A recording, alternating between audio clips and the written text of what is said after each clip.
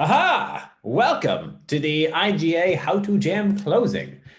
We are just about to let people in. Going to be a very chill, very calm day. But I figured, might as well record this, put it up online, and that way anybody who does pitch today, who shows off their game, is going to have somewhere to go to, be able to show people what they made.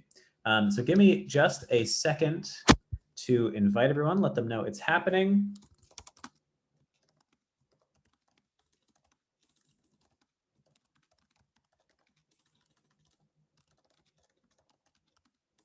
Just 2 minutes. Just 2 minutes.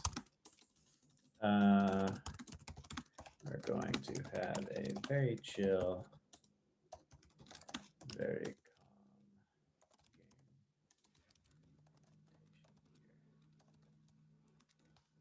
game. All right.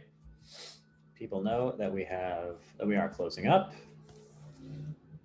We have a couple of people who are ready to show off their games, which is great. I'm going to wait another minute or two before I let them in. We have two Kevins, a Thomas and a Mitchell. I believe we have at least 2 games and maybe 3 games that were built for this jam, which is perfect.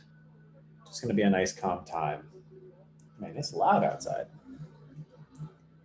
Hopefully it's not disrupting people too much. Okay. Looking stuff up.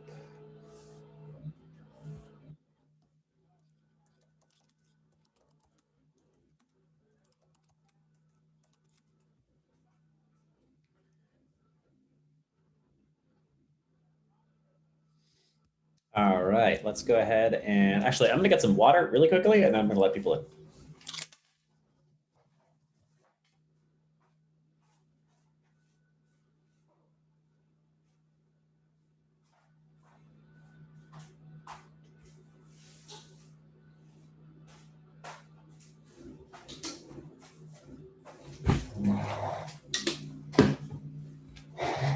Okay, it's time.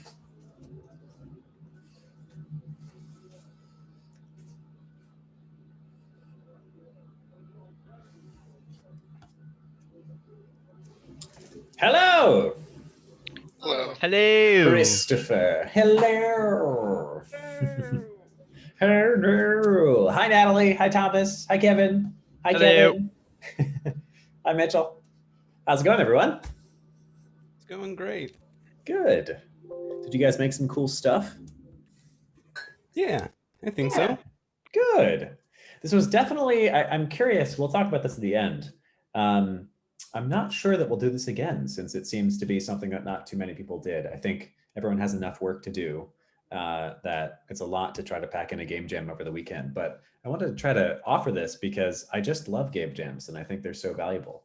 So I'm Also happy. because of Mother's Day weekend, Yeah, it's true. Little, Are you guys uh, doing some fun Mother's Day stuff? Yeah, I just did painting with like my whole Oh, family.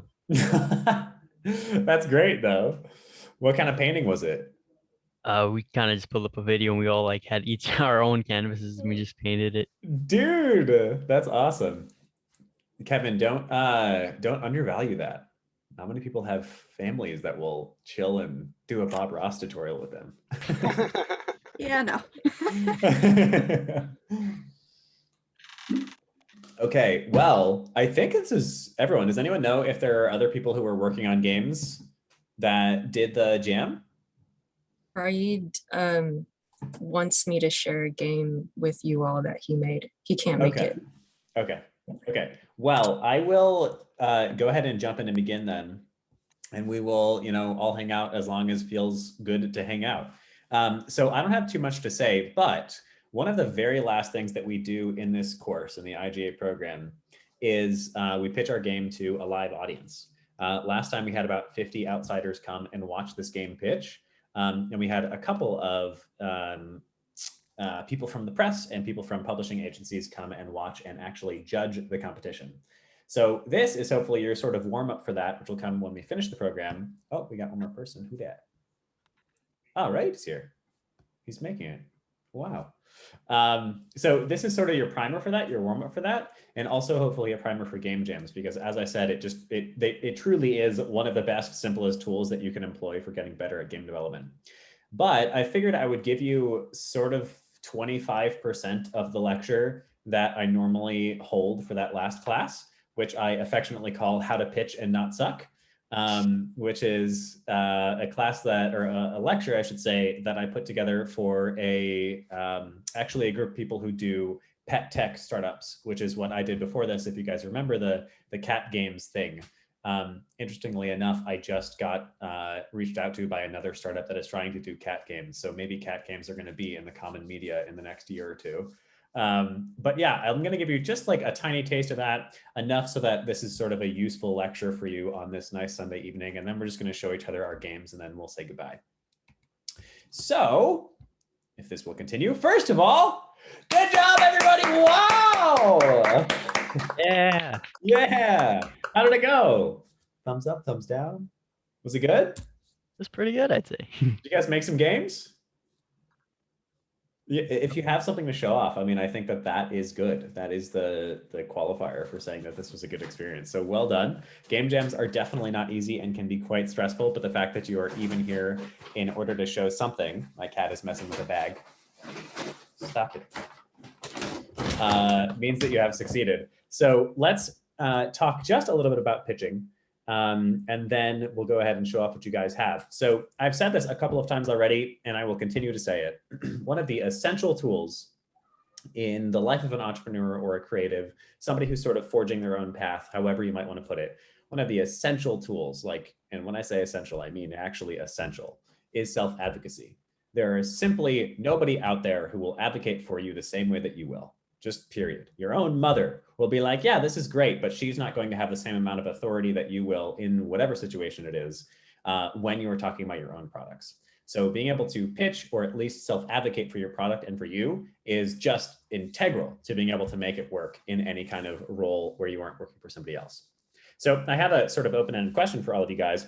Before we move forward, a pitch, just to give you definition, right? A pitch is just any situation where you are saying, this is my game, let me tell you about it, let me convince you that it is valuable. What makes a good pitch to you guys? Passion. Yes. Anything else?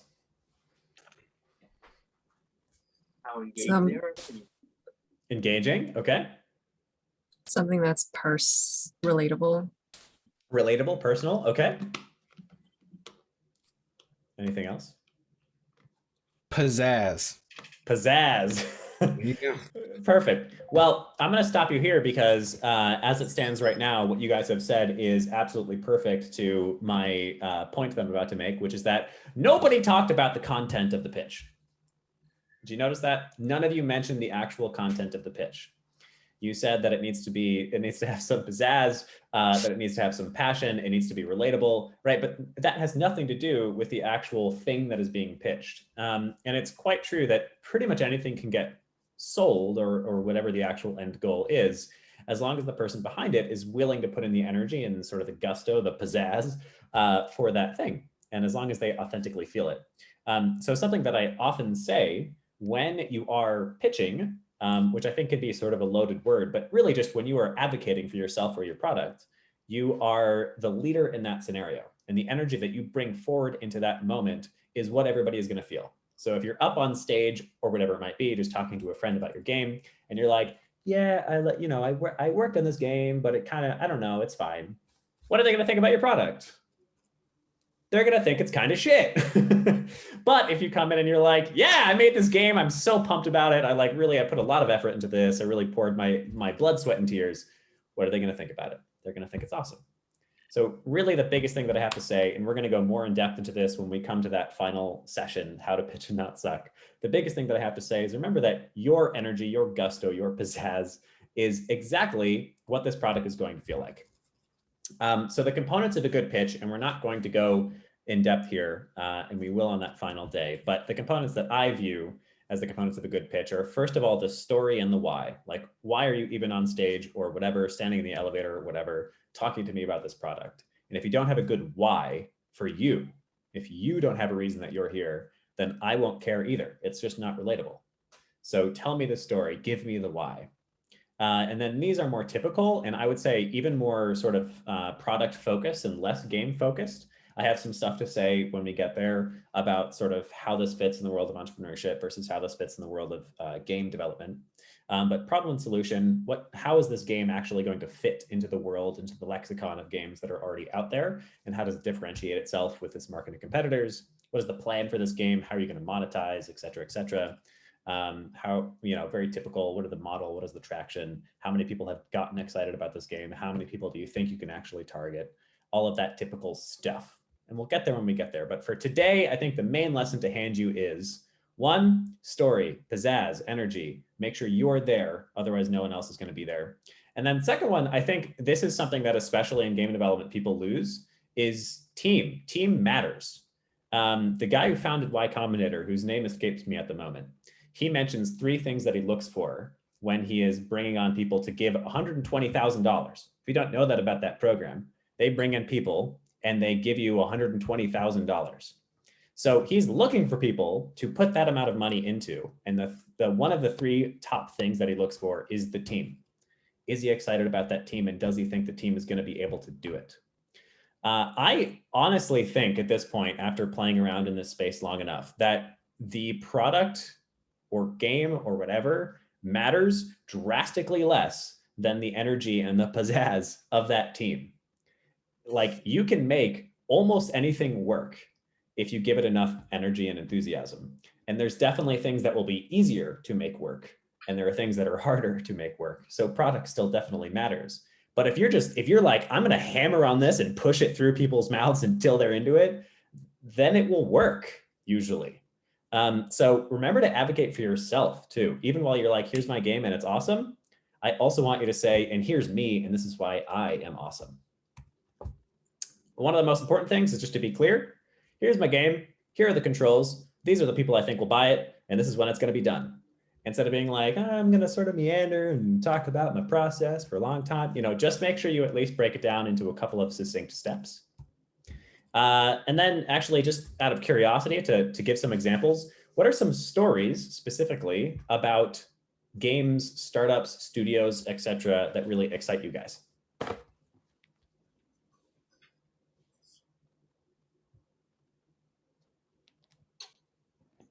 Anyone have a good one? I like the story of Double Fine when Tim Schafer quit LucasArts and then just bought a fucking garage and then hired a bunch of people, and he was like, hey, I've got this weird game about, I think Psychonauts started out as like a game where you're like a shaman and you do ayahuasca or something like that, something crazy. And then he just got a group of people who are really passionate about games, and he's like, I got this idea. And then even through when Microsoft dropped it and all this crazy shit happened, they just buckled down, and then they came out with one of my favorite games of all time. Psychonauts. Yeah, 100%. I love that one too. I think that's an example of like, they kind of could have made any game and you could have heard that story and be like, I'm into it. I don't know what the game is, but that story gets me into it. I think one of the other ones that I love is George Romero on Doom. I think I mentioned this in the intro, but him and his partner, whose once again name escapes me, like sat down, they made this little office space, like pitch black inside with like death metal posters all over the place, and they blasted crazy hardcore music. They made it feel like they were in hell, and then they made fucking Doom, and they changed the face of video games forever. Like, that is a wonderful story.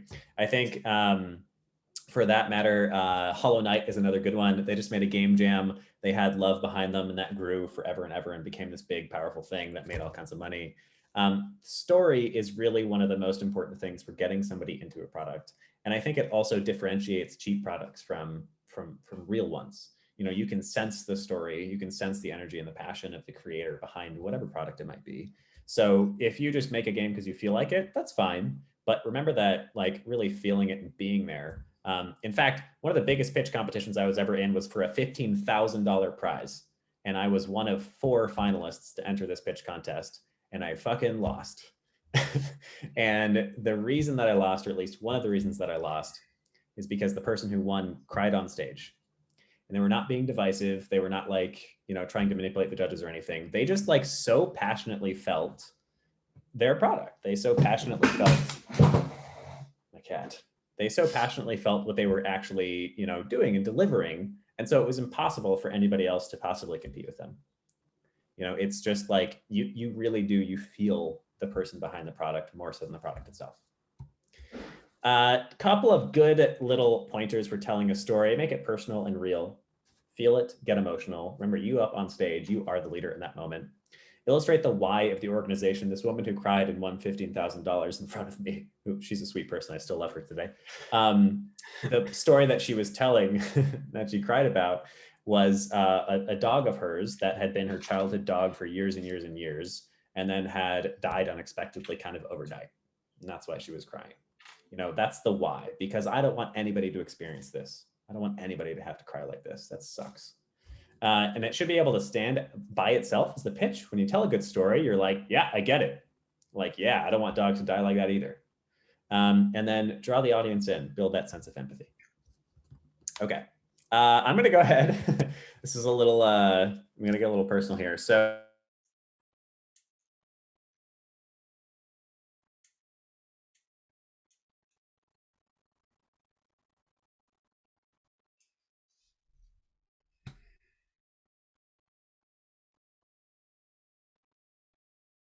I lost audio. You're muted.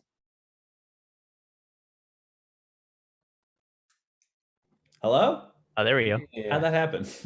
So this is a product, this is my college thesis product, but I think just illustrates a good solid pitch. I sort of accidentally made a good pitch. It won some prizes and stuff. I never built the actual company for various reasons, but I think it's still a good example of a good pitch. So I'll go ahead and tell it. Last summer, way back now, but last summer, one of my mentors and good friends decided to move back to his home country of India. While it might surprise you, we programmers are actually real weird, and I wanted something more personal and lasting than a typical goodbye card for this guy. So I built him a goodbye game. I created a simple framework where people from his office could write a single goodbye and have that goodbye actually delivered by a character in the video game. And then as he played it, his coworkers' goodbyes are displayed across the screen. And a few months later, he actually wrote me to tell me that he still played it. This kind of example is why I started New Notes. So I'm not going to go further because the rest of it is not about story, but just to give you an example, like you're like, yeah, that's cute. I can see that. I understand that. And that's just me telling a little bit of a story. So if nothing else, we'll go more in depth on pitching way on that last class. But if nothing else, try to tell the story. Why did you make this game? And why do you care about it? Because if you care about it, I'm going to care about it. Okay, that's it. That's my whole shit. 15 minutes. Let's use the rest of the time, though, to show off some games. Who's going to be brave and start us out for us? I mean, pretty sure most of us is a part of the same team. That's okay. Yeah. We'll just hang out for a second. I'll cheer you on and I'll tell you it's the coolest shit ever. Let's do it. Who wants to talk? Or is it going to be everyone?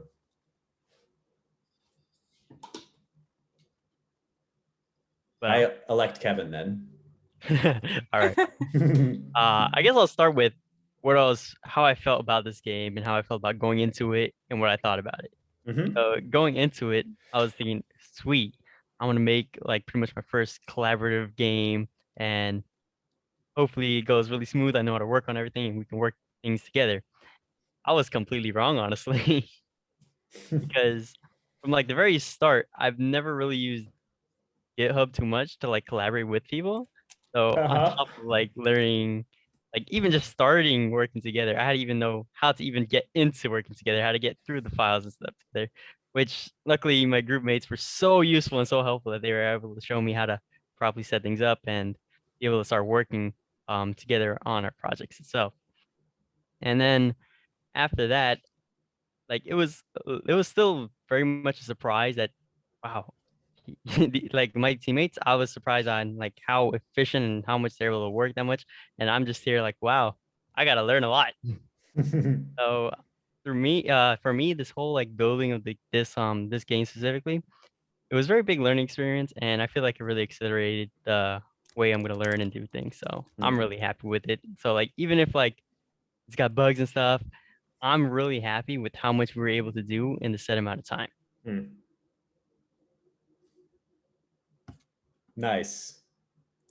First of all, excellent story, excellent person connection, excellent relatability. But let's like look at the game. I'm Yeah. curious now. You should be, oh, let me give you, all right, you should be able to screen share. All right.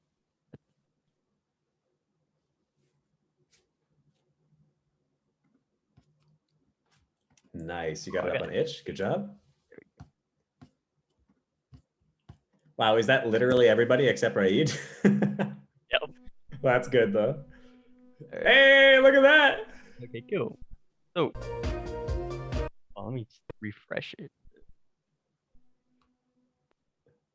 At the very beginning. Nice. Music by Apollo. Christopher Reed. Well done, Christopher. We got our play menu. Thank We you. got Thank you. Thank you. 3 levels we worked on. Okay. Level 1. And here's our character Apollo. So I believe the story is Apollo got struck down by Zeus because you know. And so our mission is to fix the chariot back. And so we're gonna collect various parts by moving around and try to progress levels in order to rebuild Apollo's chariot in order to ascend it back. So we got simple 2D movement. We had wonderful sound effects for jumping. Is that your voice, dude? That's me just going whoosh.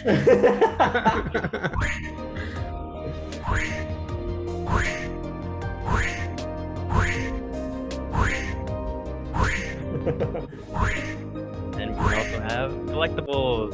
Yay! And when you pick it up, Wow! collectibles sound.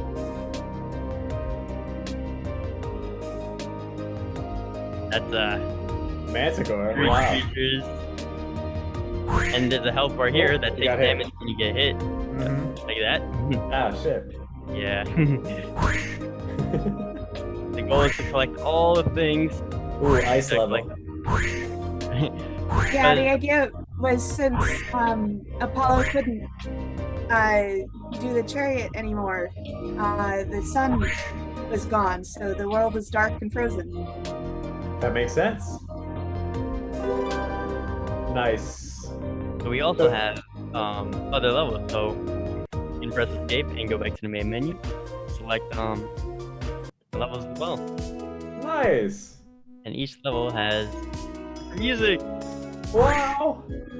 Something a bit odd that I didn't think about is how, like, when you collect stuff or whatever happens, the sound triggers need to sort of be in the same key with the music. I mean, if it's not like weirdly microtonal or something like that, Mhm. is not. Well, I guess specifically for this game too, because he's all. I forgot what his instrument is called, but I just use the harp. You know, But yeah, since it's Yeah, musical. something that you might want to look at. So you guys are, because you're a part of the class now, if you go on the class resources, you have access to all of the video recordings from the last cohort. And one of the people who came in to talk to us was Matt Levine, who I've worked with quite a lot. And he's an audio designer, longtime audio designer, worked on like friggin' Diablo and stuff. He has some really fascinating stuff to say about exactly that, trying to cue up your sound effects to actually match the music. And it might be something worth seeing. It's an hour and a half lecture. See what he has to Yes. say about it. How do I look at it? So if you go on our website to the class resources, same location as all our regular resources, you can click over to cohort 1 and see all of their resources, which has recordings including his. And that is the game, Games. pretty much. Nice. So wait, what happens when you get all the parts? We didn't get to implement like the level changer. Ah, Yeah. okay. Because we also didn't get to implement the counter for the parts as well. Yeah.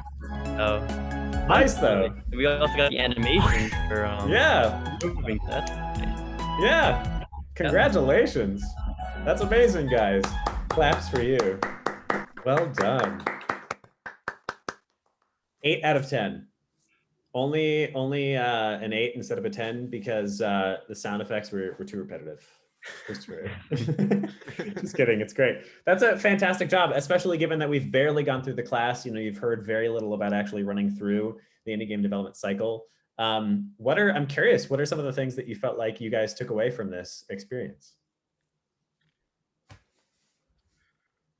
For me, I feel like I never really thought about sound effects like really critically. I think I could stand to have a bank of sound effects or really start building that side of my library or whatever. I'm just like, no, I'll just make some notes. And I never thought like, oh, I should have come with it up the top of my head. I should maybe have like a bank of sounds and then maybe start from there and then tweak from that standpoint as opposed to I'll just come up with it.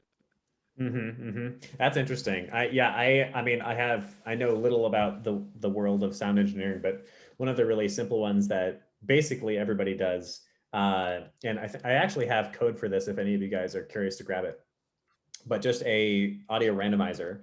So you would create a series of sounds for jumping or for getting hurt or whatever, and then somebody implements a very simple piece of code that just grabs a random sound of a list that you give it. So instead of doing the every time, it would be a slightly different every time. Anybody else feel like they took away anything from this? For me, I definitely took away like the collaboration side because like sure you can have bugs from like different areas of code, and then when you try to work them together, things are gonna like break between each other people, like each other's work. So like it's very important to keep on track of like what's going on with what. When I was first pushing my my code into the project itself, I noticed that for some reason I was like pushing artwork as well. So I was able to like talk to Mitchell about that, and luckily he made a backup because when I pushed it, it kind of like overwrote some of his stuff. Yeah. We could probably build an entire program around teaching people to use Git, because Git is like wonderful and magical and ungodly powerful, but also it's ungodly powerful and you can ruin everything. I have one of my own personal stories from Git and being just have no idea how I managed to do this to this day. Mew and Me, the cat games thing that I've talked about a couple times now. The entire history of another person's repository that I just wanted one chunk of code from is somehow in the history of Mew and Me, because somehow I did that. And then I wound up with like months of their commits, etc., in my repo. And I was like, what the fuck? And like all of my stuff got completely wiped. It was just my current version of the game. So I could not figure out how to undo that. I went back in time to when Mew and Me was stable, copied those files out, went forward in time, replaced all their files with my files, and then just committed that. So their entire history wound up in my repo, and that's just how it was. And that's Git. It's magical and no one understands how it works, for better and worse. Awesome. Anything else that you guys feel like you took away from this? Okay. Well, serious congratulations. Oh yeah, go ahead. It was really nice having people with different specialties in the group, because that meant that if we came across a problem, chances are someone would have an idea of where to start to fix it. So yeah, the working together was really important. Yeah, I think when we ran this program for the first time, what I was thinking this would be is like, yes, teaching you how to run an indie studio, but still a lot of the more typical stuff, a lot of Unity engineering, a lot of like putting your game together, a lot of the more sort of practical, applicable work in Unity itself. But there's so many of those resources out there. And the thing that seems to actually be lacking is exactly what you're talking about, is learning how to work with a team and build a game out with a team, is getting that experience of running a studio. And that's a skill set. It's seriously difficult. It's not easy to just be like, hey, I'm going to take this over, and then you take over that. There's always conflicts. There's always a lot to play around with. And game jams, especially game jams with teams, are one of those ways that you can continue to build that skill set, build that experience, learn how to take over some, aspect of the game, run it yourself, be excited, be the leader in that area, but also be willing to listen to other people and be willing to let them take something over. It's really something to continue to grow in. So I'm glad you got that experience here. Okay, well, I think, first of all, congratulations, because what was it called? Apollo something? Oh, Apollo. Apollo. Congratulations on Apollo. And I want you definitely to post that in the Discord, link to the itch.io, and talk a little bit about your experience, because I'm sure everyone will love to see it. Congratulations, guys. From me to you, good job. Okay, Raid, I feel like, are you here? Do you want to show off your game? Yeah, I think you're of the only course. other game. All right, let's do it. All right. Well, unfortunately, I did miss out on the collaboration part Mhm, because for me, that was like honestly something I was looking forward to get to know you guys and Mhm. everybody in the class. mhm, And I think teamwork is amazing. It's Mhm. probably one of the most hardest part of game development, but at the same time, it's the most rewarding. So unfortunately, that did not work. I overslept that night. Damn. The next day, however, I took the idea, the New Horizon, Mhm. and I was at the park with my girlfriend, and somehow the literal meaning was the horizon is like when Earth meets the sky. Hmm. And I imagine that both Earth and sky, they're like rolling spheres. And Mhm. somehow when they meet and you are to help them meet each other, Mhm. and once they meet, a new baby horizon is born. So that Hmm. was the idea. And I actually would love if somebody could try it. I can send you the HIO link and somebody could share the experience. Okay, who wants to give it a shot? How about you, Willem? All right, I'll do it. I can do that. All right, I send it. And it's, Let me by the see. way, it's so painful. Like I remember it's so hard. I told my girlfriend to play it and she's like, it's painful. Where did I was like, oh shit. the chat? That is another one that's really easy to do. It's challenging to keep difficulty curves in perspective. Yeah. Okay. So the idea is that you have two spheres. You control the Earth, that's the new horizon being born. Okay. Use A and D to control the left one. What the? Dude, And that's use so right arrow and cool. left arrow to Oh control. my I know, it's crazy. Oh my Oh, god. multiple. Wow. Oh my Dude, that God. looks awesome. I can already, hope you this, got by it. the way, Lumosity might pay you a couple $billion for this game. Okay, Oh, I'm a that's little really bit, amazing. I will give you some perspective, or give you some Yeah. feedback, I guess. I'm a little bit confused about the controls, because it seems like if I hold left, I wind up going in a circle. It shouldn't be like holding. So is it just a tap? It rotates it, right? I wouldn't say tapping, but like Oh, I try see. to adjust it. And this is, by the way, I think it's making it too difficult. Oh my God. You Yes, see? I fucking, Yeah, no, yeah, I yeah, yeah. didn't. I almost did it. So wait, the Earth is on the left, and then what is the one on the right? Motherfucker. It's sky. Okay, I definitely think the difficulty curve needs some work, but what a Mhm. concept, Raid. What a concept. And it I really mean- does. This is a tremendously well scoped game. Fuck. I know, it's crazy. It has 3 levels Mm-hmm. and they are pretty challenging, except the first one. Third level is pretty tough. This is level 2. That's all by I at least yourself. beat level 1. Hey, Yeah, and you do this all by yourself. Oh my god. No. I love the chicken that jumps, the little chick that just jumps. Yeah, Yes. the baby horizon. Yeah. I literally like Okay. in the asset store, I was like, what's a baby? Free asset baby.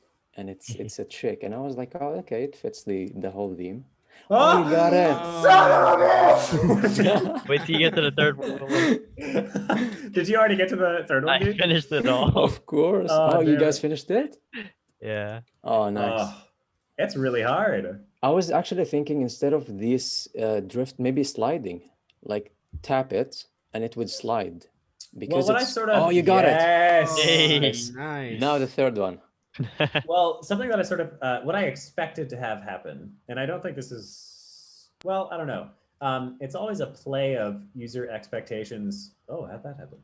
It's always a play of user expectations versus, you as a designer saying what is best. Mhm. Oh, wait, Is there a problem with? I think there is a bug. Wait, what? Hmm. Hold on here. If you tap left, does it go? I believe mine worked fine for the third level. I think it's your brain, Willem. It's not working correctly at the moment. What? I swear to God, I was hitting A and D and the bottom one was moving. Okay, well, regardless, yeah, it's always a bit of a play between user expectations and you as a designer actually saying what is best. In this case, what I expected, once again, that doesn't necessarily mean what it should be. What I expected was that I would have to hold the direction and that would move me. Oh, I'm so close. Oh, no. And then that would move me in that direction. So I would hold left or whatever, and that would move me along at the left axis. Or that perhaps I would hit one direction and that would 90-degree rotate the rotation. Now, this has definitely made the game far more challenging, for better or worse. And I think it would be quite easy if I could just turn along a 90-degree axis. So it doesn't necessarily mean that that's the right way to do it. But this is definitely quite the brain teaser. Right. Especially Okay. the left ball. That's Okay. like, Okay. Okay. Oh God! Wow. All right, I'm out. I'm out. All right. Wow, Raid, congratulations! That is super cool. Yeah, thanks. Do you feel like you took anything away from the jam experience? I would say that to take into consideration what people think, like they're as they are playing, because from the feedback I'm getting, it's really at the end the right amount of challenge. You don't want to make it too painful, you know. So, and the beautiful thing about this, there are so many things you can tweak. I was also thinking about the sliding. If you press left, it would just go left to make it easier. Yeah. Probably also at some point you control one ball at a time. So there's a lot of things that can be managed. Yeah. And eventually, I could imagine you. I mean, as I said, the Apollo game is wonderful. But what Ray did manage to do here is create just what I was talking about, that iterable game, a game where iteration can really easily work its way in. So he can play with this where there's just one ball that he's controlling for a period of time. You, Ray, can play with this. There's just one you're controlling at a time. You can add a second ball where you can only control 2 directions, and then you could add 4 directions, and then you could have like switches that pause like one ball but let the other one keep moving, or all kinds of things to just incrementally change that difficulty curve. And so I think you've stumbled onto something really interesting here. And it really is, it's similar to, I don't remember the name of it. There's that sort of WarioWare-esque thing where you have like a split screen, you're controlling 4 different games at once, and they're all really simple games. Oh, Does anyone know what I'm talking about? Yeah. What is that called, Chris? Do you remember? I have no idea. Yeah. Well, regardless, you've made something that's really a mind bender and somehow quite addictive. I like felt a compulsion to beat it, which I think is perhaps just me trying to a little bit of social pressure here, having all of you watch me as I play. But still, I think really, really well done. You really did manage something here, dude. Good job. All right. So my last thing to say before we say goodbye and have our respective Sundays is, if you enjoyed yourself making some game jams, I recommend you keep doing it. There are 2 main places that I would send you to if you haven't heard of them already. The big one, this is sort of the mama jamba of the game jam world, and for intents and purposes, this is what really made game jamming popular. And to this day is one of the most popular game jams out there. It is Ludum Dare, or ldjam.com. Every 3 months, they have a big jam. The most recent one just ended, so unfortunately there won't be another one for 3 months. But they also often have mini jams. Unfortunately, it looks like the next one is coming up in April. But maybe mark your calendars with this, because this is really just a phenomenal place to meet a community of people who are trying to make games really quickly and gain that experience with a community of people who are doing the same thing. So let's see if I can even see the games list. Isn't there a stats? There's some way to see the stats of how many people are actually in here, but one way or another, they wind up with thousands of entries. This is a humongous game jam. We just did a jam with 2 entries. You know, this is really like the place to go if you want to test your mettle against the entire world of game developers. And then if you're looking for sort of an intermediate step between this little mini one we just did and something that big, itch.io/jams has a ton of them. Like at any moment, you could be joining a dozen different jams. This is also where we put up our IGA jam, which we had like 20 games entered into. So at any moment, if you're really feeling like a jam, there are tons of them. They all have different themes. They're all fun. You can see when they're scheduled and how long they actually are. The Molasses Jam, I think, is maybe still on here, which a couple of the students from the past are still doing, which is like a 4-month-long jam or something ridiculous like that. But yeah, jams are a powerful tool. I recommend you keep doing them. The 2 main resources I would send you to are LDJam and itch.io/jams. Okay. Anyone have any questions or anything to say before we say goodbye to each other? Okay, well, good job and happy Sunday. And definitely post your jams to the Discord and have everybody support you and say hi. All right. Goodbye, everybody. All I'll right, see you goodbye. tomorrow. Bye. Gosh, saying Good a lot job, of you. everyone. Good job, everyone. Adios. You did great. Bye-bye.